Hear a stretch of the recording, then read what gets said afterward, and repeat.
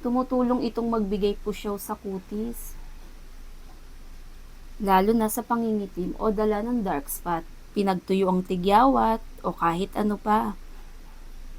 Kalahating kamatis ang aking kakailanganin at kukuhain ko lamang yung katas nito. Ang kamatis, mayaman ito sa vitamin C na mas pinoprotektahan ng balat na magbigay glow at magbigay kinis lalo sa ating mga kutis. At heto'y napakasimple, madalas nasa kusina natin ang sangkap na kakailanganin at napakaganda nito gamitin. Pagkatapos ko nga pong kunin yung katas ng kamatis, ilagay lamang sa malinis na paglalagyan. Heto na po ang aking nakuha. At pagkatapos, kumuha pa ako ng sangkap na ating kakailanganin, ang turmeric powder, na maaaring makatulong magbigay exfoliate sa balat at nagbibigay lightening lalo sa pangingitim o dark spot.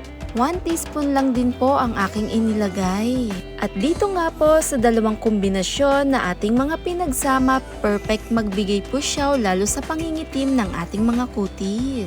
Dahil ang dala ng lycopene, isang powerful antioxidant na mas pinoprotektahan ng balat.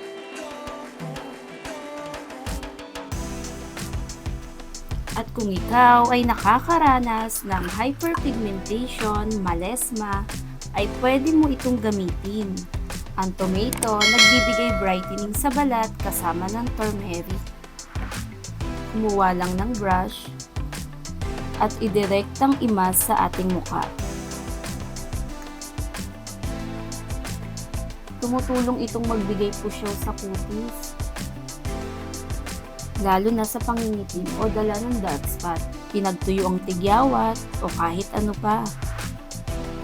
Madalas sa ito yung maganda gamitin sa may mga melasma o hyperpigmentation na nagbibigay liwanag at makinis. Glowing effect din ang datingan nito pag sa balat natin.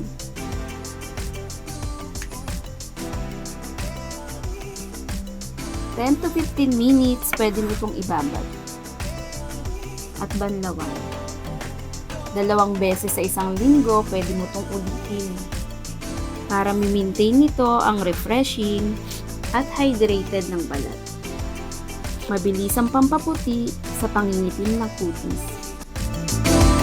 Thanks for watching, guys!